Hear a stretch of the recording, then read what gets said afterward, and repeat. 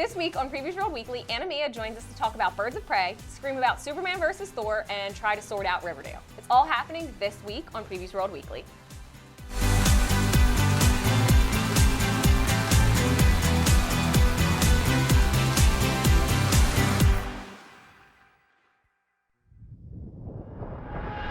What's up, Previews World? It's Wednesday. It's New Comic Book Day, which means it's time for Previews World Weekly. I'm one of your hosts, Troy Jeffrey Allen. I'm your other host, Ashton Greenwood, aka Dutch is a Free Comic Book Day. I'm going to hammer this home until y'all can't forget.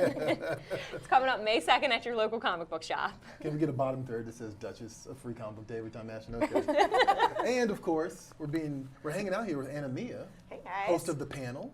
Yeah. And of course, you bring us the gems of the month every month, in addition to a bunch of other videos. But I'm really excited about the panel. Yeah. We had our first episode, got to talk about Batman Hush, which was awesome, and we're gearing up for the second episode, which is going to be on Paper Girls, which I'm really excited about. That's so. like a personal favorite, isn't it? Yeah, I really love it. Yeah. It's really good, so exciting. Spoiler alert, she's going to be very positive about that.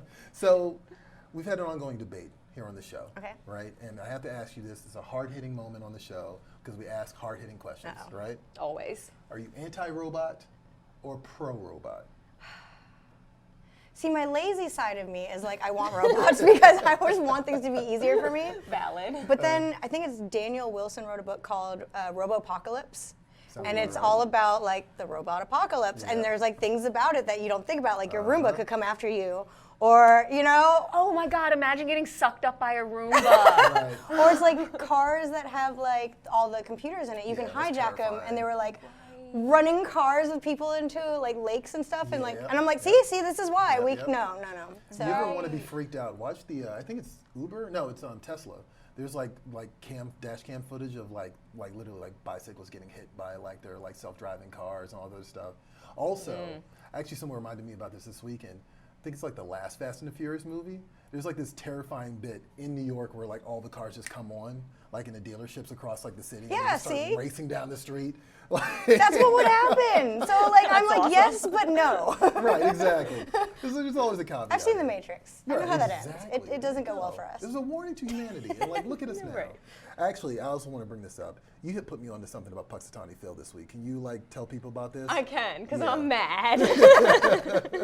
So PETA, God bless them, Yeah. Those guys. have decided, they have come out and said that they want Puxatawny Phil, our beloved Puxatawny Phil, to be replaced by an animatronic robot groundhog. That is- Which I'm not here for because animatronics are not it, just like in general, not here for it. right. Like, the Five Nights at Freddy's is like every reason why we shouldn't be doing animatronics. You gotta They're laugh- gonna look you like gotta the laugh Chuck at E. Colin. Cheese dolls. Right, yeah. Those are kind of terrifying in retrospect. Yeah. Yeah, so I get it. Like, yeah, Like a robot groundhog, like for what reason? Like why? Like yeah, well, you know, it's funny. Like, people always talk about, like, oh, robots taking our jobs, et cetera, et cetera. This robot is literally taking Puxatawny Phil's job. And, like, I don't understand why PETA doesn't understand right, that. he Like, deserves better. He's an icon. Yeah. But the groundhog, okay, so it came out that the groundhog actually bit the mayor. That's Like they were hilarious. holding him up to his ear, and the groundhog bit his ear. So on his ear, could you too? imagine what would happen if that was a robot? Like that thing my would just be God. clean gone. Oh, my God. It would burrow into his brain and start, like, Yeah, driving him and see? whatnot. Do No, we that's want awesome. robot groundhogs? No. Yeah, I think PETA needs to chill on this. Like, Yeah. This is a bit much. But you two have something very much in common. Yes. Riverdale. Riverdale. I'm a little bit behind because I got kind of stuck on the third season with the D&D aspect. Like so they brought D&D into Riverdale, and they're all kind of playing, and it was really cool at first, and now I'm like, what is going on? Like It's- everything in Riverdale, it gets wacky. Yeah. Like it starts out okay, and it's like, this might make sense, and then they're like sharp left turn into Right, this Yeah. random right, yeah. thing. Like these are not high schoolers. They're like college people. They're like owning a speakeasy. There's like a fight club going on in a In juvie. jail, yeah. Like Archie's in juvie. and it's like a wow. prison. It's like basically Shawshank. Right. And he's doing like underground prison fighting. What the? Have you gotten to the part where they find like the bunker that Dilton Doily Oh, had? yeah. And they turn it into like this weird like D&D bunker, and then later it becomes like this ridiculous sex bunker. Yeah, I don't know about anyone else, but everyone has way more sex than I've ever thought anyone in high school could ever have. That show. So I said earlier I was going to say baby nut as much as humanly possible on the show. Now I'm just going to say sex bunker over and over again. Thank you, Ashton. You're welcome. She's always an inspiration. Actually, in preparation for this conversation, I was like, I don't know how much I can jump in on this Riverdale talk, but there's a really cool video on YouTube that dropped like 2 weeks ago, and it's talking about Betty and like the history of like the good girl and well, the history of the character in comics, Darth but also Betty. the good girl. Yeah, right. Also the good girl in like media, and they Right. kind of like outline this history of the character. It's really interesting because as I'm watching them, I was like, okay, they did something kind of progressive with her. She's not just pining over Archie. You know, they indicate that she's maybe a little bit obsessive, which kind of tracks with the character's history. But then they start explaining Dark Betty, and I was like, okay, I'm lost. Like, what is this? Like, some of the stuff that's introduced on this show, I just was like, Betty has a lot of ups and downs. Yeah. It's like, oh, she's a good girl. Oh, she's addicted to Adderall. Oh, she's like, oh. Yeah, Wow. she's all over that. This is interesting. No, yeah. And then I found out like her dad is the Black Hood, which is like a superhero character that like from the old Archie days and like all this other stuff. I'm like, eventually they're gonna introduce time travel. They might as well, I guess. I don't know. Jughead's Time Police. Yeah, exactly. I was just going to say that just came out, the new one. I will say this though. Hearing this ridiculousness made me more interested in watching the show than I ever had been. So, Ooh. yeah, I thought it was going to be Dawson's Creek. Then people told me it's more like Twin Peaks. Yeah. Now it's like, I think it's beyond that now. Yes. So, Yeah. I don't know. Anyway, we should talk more about comics. So it's time for What's at Comic Shops. Mia, I apologize. So normally what we used to do is we used to put you in the center of the show, and then you would do like the rundown of all the books or whatever. That video still exists by itself on our website, but now we're just going to hop right into the picks this week. So. Okay. I was like, you're going to make me do it live? No. Yes. I was like, oh, God. Now you have to recite all the books out this week. No. So here we go. What's in comic shops?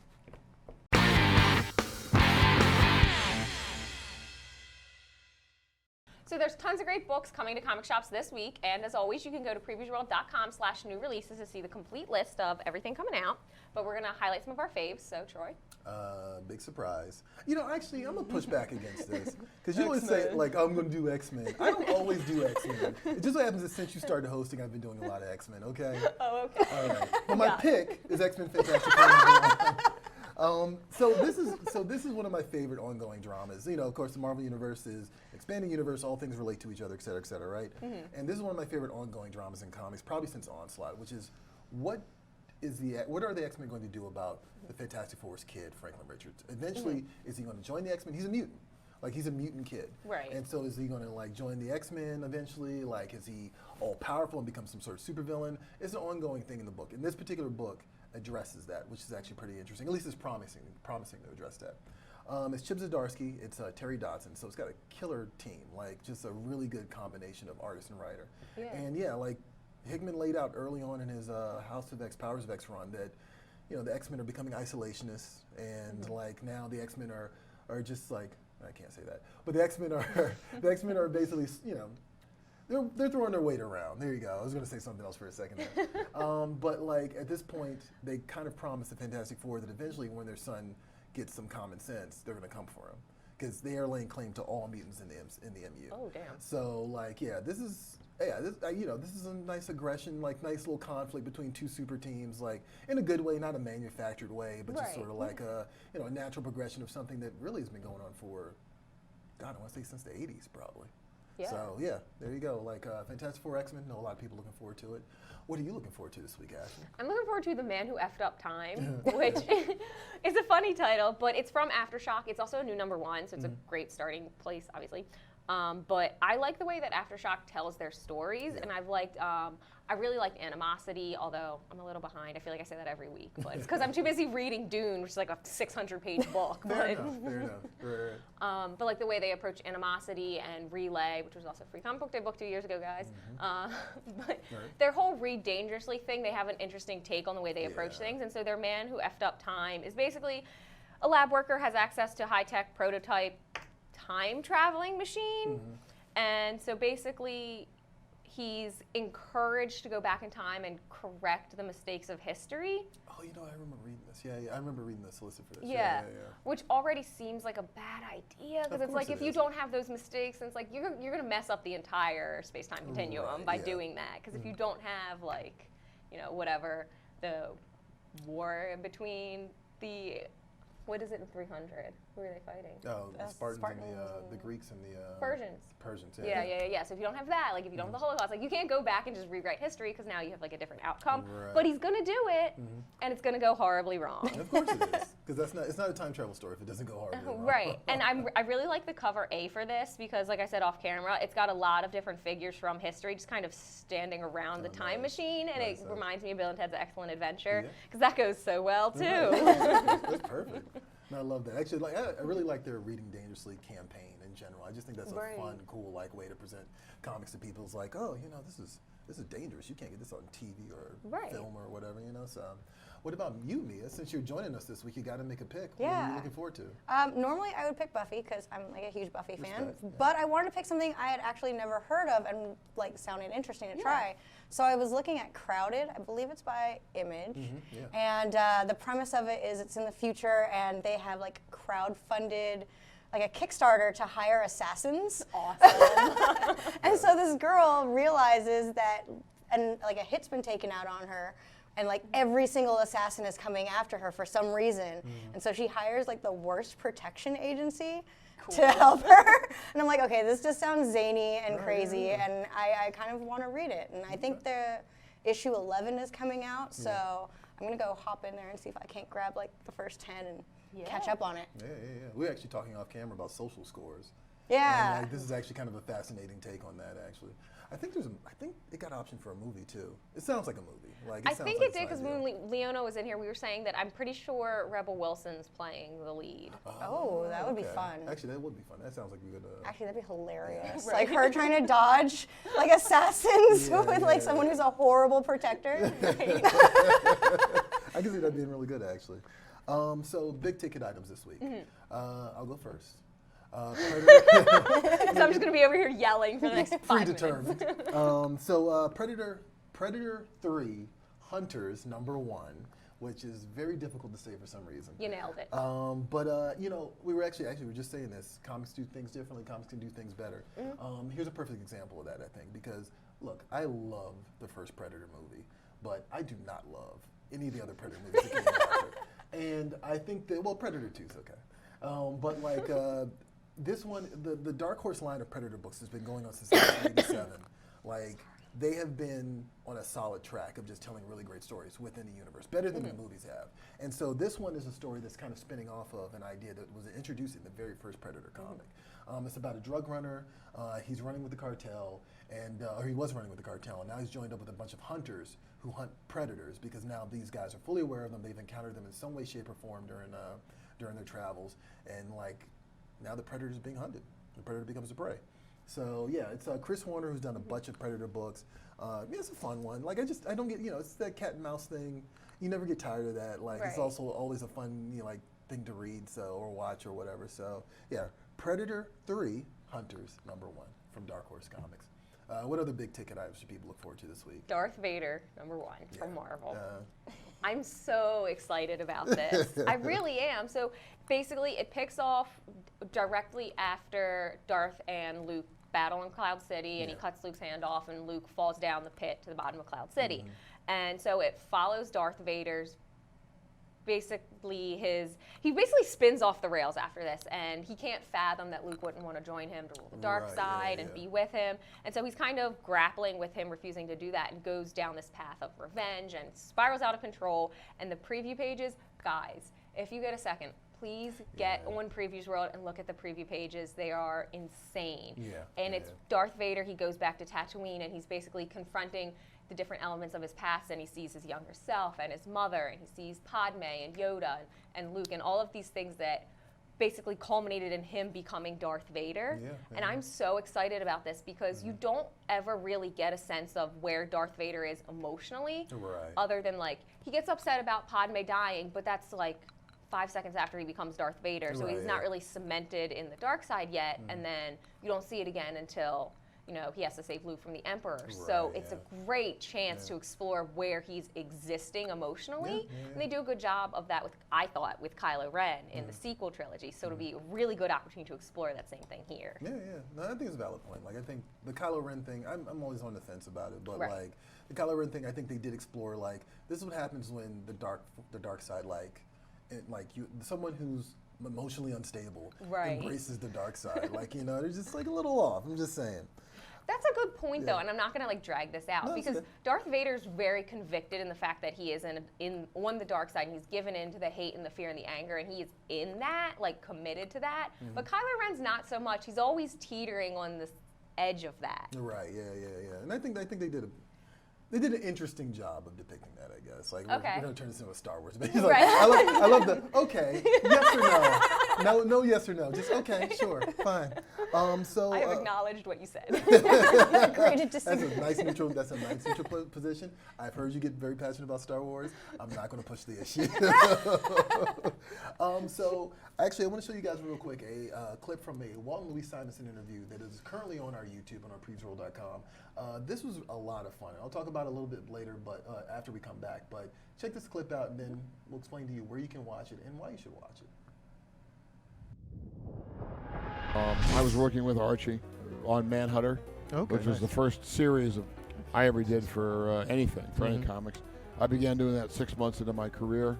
I'd met Archie, I'd done a little work for him. He liked what I was doing, so he asked if I wanted to do Manhunter, which is a new book or new strip he was putting together. Weezy was a friend of theirs. I did not know her at the time. And I called up one day, I should let you tell this part of the story. Oh, I'm sorry, honey, I wasn't listening. I was playing with my toys. Oh, it's the Archie. I could tell Louise was like really into it. I'm busy looking for a little piece for my little blue guy. There you go. So Ann and I would trade, Archie's wife Ann and I would trade child babysitting back and forth. And it was Ann and Archie's anniversary, and I was watching her kids along with my daughter, and at their house, and I get this phone call from this guy on the phone who wants to talk to Archie, and I said, you know, like, who are you? I guess whatever, and you said, you know, you're Walter Simonson. I said, oh my God, you're the guy who draws the great hands, and we don't. So I did a horrible job of lobbing that up, but that was an interview that we call Mini Mates with, right? Okay. And we've done one before with Tara Strong, Greg Sipes. This one is with Walt Simonson and Louise Simonson. This is actually probably my favorite interview, and I've done like a bunch of them in the last 2 years, I want to say. And yeah, it was fun, and like it was cool to hear Walt Simonson talking about Marvel war stories, 1980s war stories. Yeah. Like, you know, they talk about like their volleyball team in like New York, like where there was like other creators and other artists on the team, and On a volleyball team on together? a volleyball team. It was a Marvel volleyball team. That's kind of cool. Yeah, right? Yeah. You know, and they just talk a lot about they talk about how they met each other. It's like a 13-minute interview, I want to say, and it's just really cool and a lot of fun. And like I'm hoping that as we keep doing these mini-made interviews, we can get more stuff like that. Yeah. You know, instead of just like the usual like promo. Like, you know, let's talk about you guys, how like, you know, your hopes and fears and dreams, you know, stuff like that. I don't know, maybe not that far. Your But fear of the robot apocalypse. But also, actually, I forgot to mention this. There's a Ragnarok contest running right now on the website, on our social media. So if you're following us on social media right now and you get a chance to answer the question, it's Walt Simonson and it's a Ragnarok hardcover signed by Walt Simonson and Louise Simonson. And yeah, we're giving it away. So if you see the little contest time with the zombified Thor, that's the contest you want to jump in on. Speaking of contests. It's Toy Chest time. There you go. So, what? You looked unsure for a second. Because I was getting ready to say, but it seemed like you were taking it away, and I was like, this is my part. No. Ashley's going to take it away after this bump. Here you go.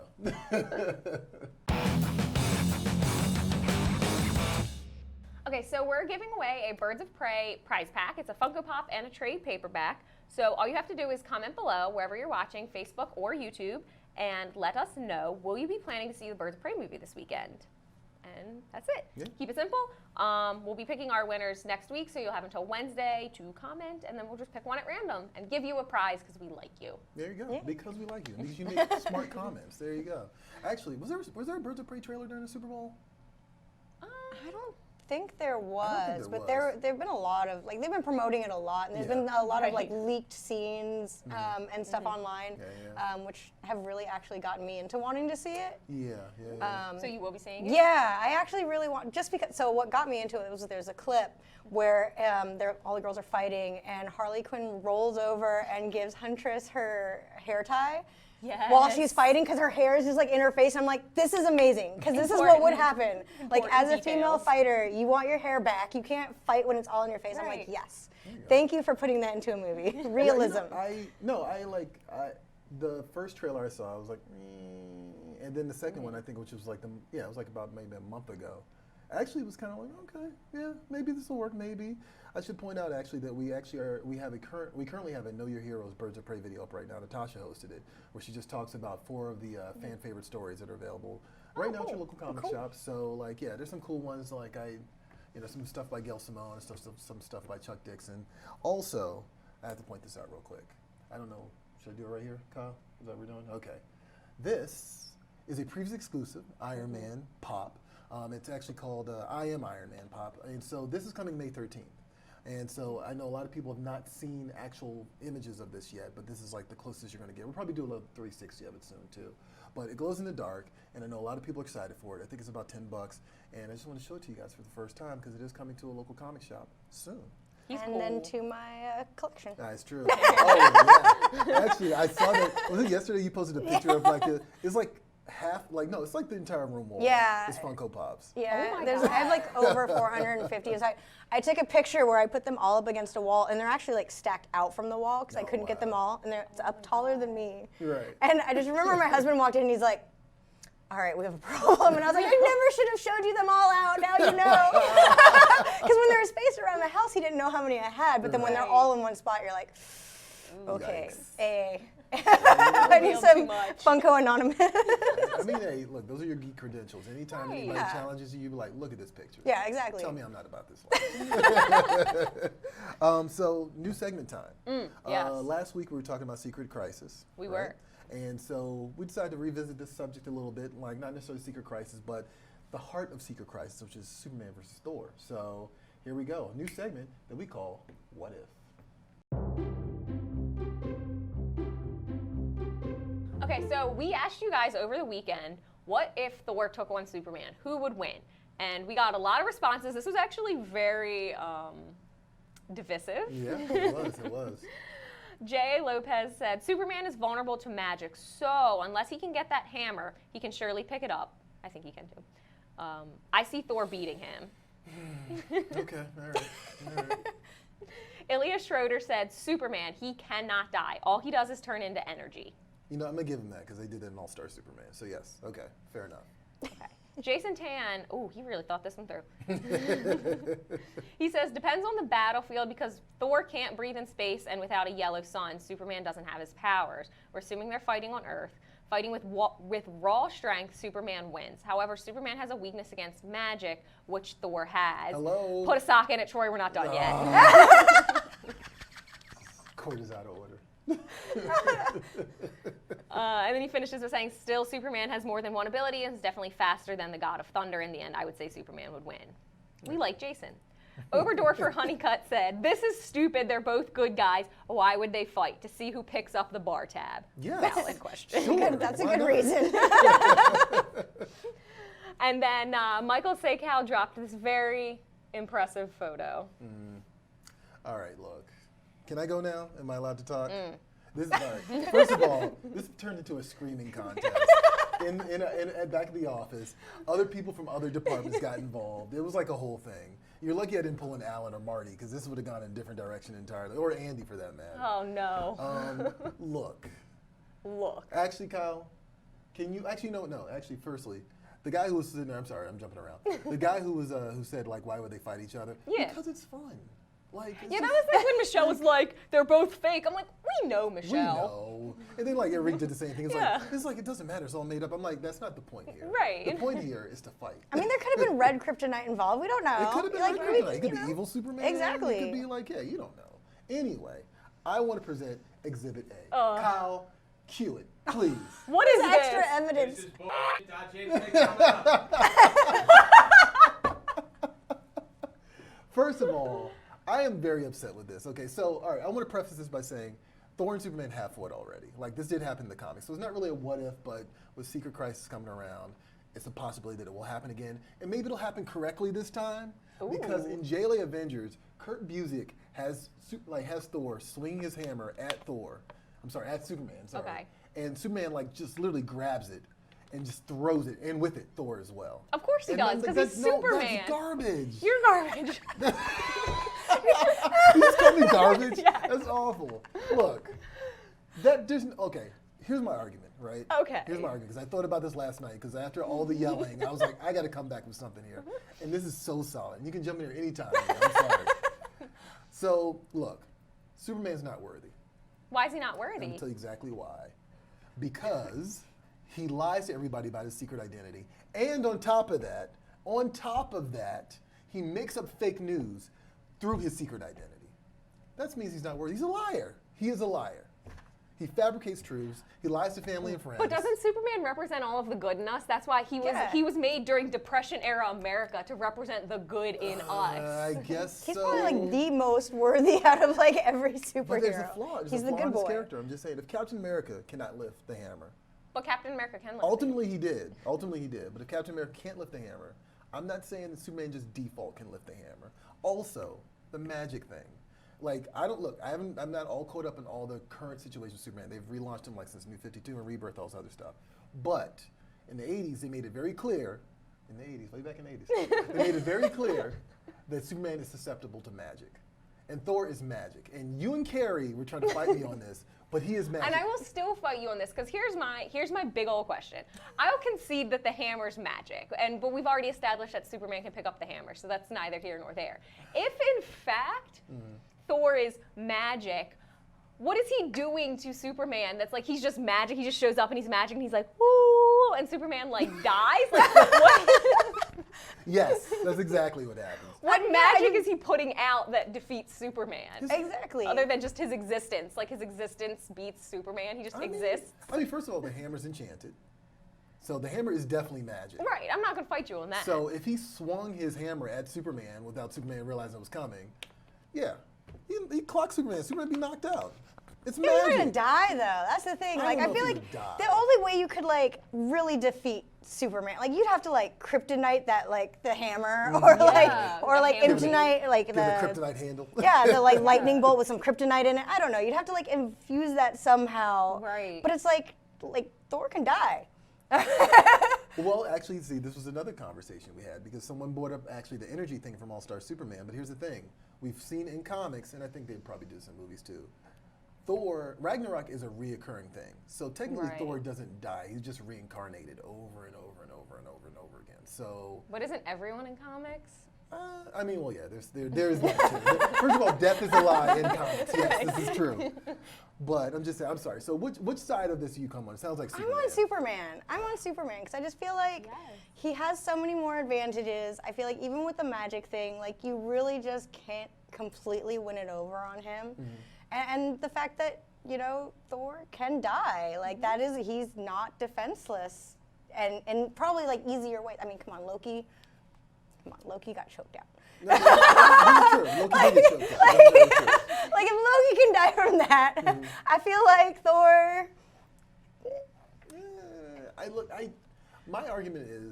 My main argument here is, I'm not saying that Superman straight up can not defeat Thor.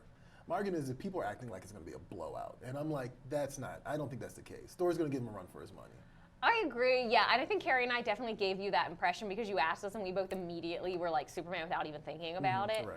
I don't think it wouldn't be a blowout. Yeah. I think it would be close, but I don't think Thor can beat him. They'd destroy Major City. Yeah, they would probably it would probably look like the end of Man of Steel. Like, I Yeah. get that. Like, Superman's also OP. Like, he's just super overpowered. Like, I mean, that's just a fact.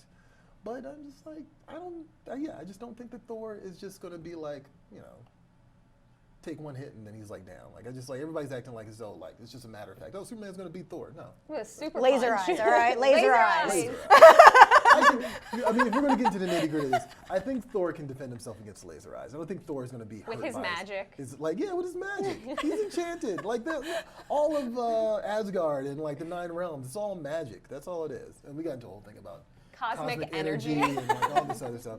It was a mess. Anyway, please feel free to leave in the comments why Ashton's wrong. And, Long story short, Superman would win. Yeah, Superman. oh, jeez. Actually, Kyle, come on, Kyle. Kyle, for the sake of the chromosomes, Kyle. side with me. Hold on, don't do that. Kyle's not saying anything. I think What do you think, Kyle? Superman. Yeah! Superman, it depends on what version, Okay. but if we're going to take them at both of their most powerful, Superman once lifted an infinitely heavy object. He did All-Star Superman. You're right. Yeah. So that's the breadth of my knowledge. Pretty good achievement. I hate when people use Grant Morrison against me. Okay, so you know what? Forget this. It's nonsense. None of this is real. That's something. Okay, Eric. Comic shop shout out time. You're just mad. I mean, yeah, sure. Mad online IRL. So what's this week's comic shop shout out? Sorry, guys. I promise I'm getting better. This week's comic shop shout out is going to the Infinite Mushroom Comic and Game Shop, The Bomb, and one of my best friends, and that is from Marty Galon. All right. Sorry, didn't mean to mess up your name, Marty. My fault. That's all right. Still getting recognized. Right. Shout out to them. So if you want to have your own local comic shop why do I have a problem with this segment every week? And you know, it's okay. We get to do it every week, so eventually we'll get it right. Eventually. If you want to have your local comic shop featured on the show, find us on social media and tag your shop using #SupportYourLCS, and we'll pick one, and possibly it can be your shop. Yeah, there you go. And before we close out, Mia, what can you tell us about the panel? Give us a soft pitch. Ooh, yes. Let people know what they can expect. The panel is something that I've always wanted to have, which is like a comic book reading club, you know, like a book club that you always had back in the day when you were younger, and now you get one, but it's comic books. And what's cool about it is we're picking out different titles, so we want to pick out something from like an indie publisher, big name publishers, even touching on manga, getting people introduced to different genres. So I'm really excited about it, and plus then you get to hear a little bit of kind of our impressions of it. You get to hear kind of like our funny ideas, because we ask some zany questions sometimes. But it's a great way to get introduced to some comics and actually find other people that are interested as well, because we want people to get on social media and talk about it and get into the comments and tell us what they like about it and have like a whole discussion. I really want this to become like a big comic book club that everyone like forget Oprah Book Club. It will be the panel. The panel will be the new Oprah Book Club, but for comics. That's what I want. For comics. I love that. That's great. Incredible.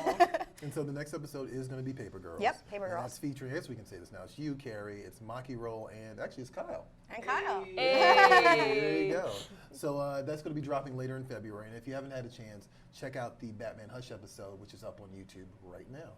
And that's it for Previous World Weekly, guys. I am one of your hosts, Troy Jeffrey Allen. I'm your other host, Ashton Greenwood. And I'm guesting, so I'm Mia. and we'll see you guys at the Spinner Rack. Catch you later. Superman would win.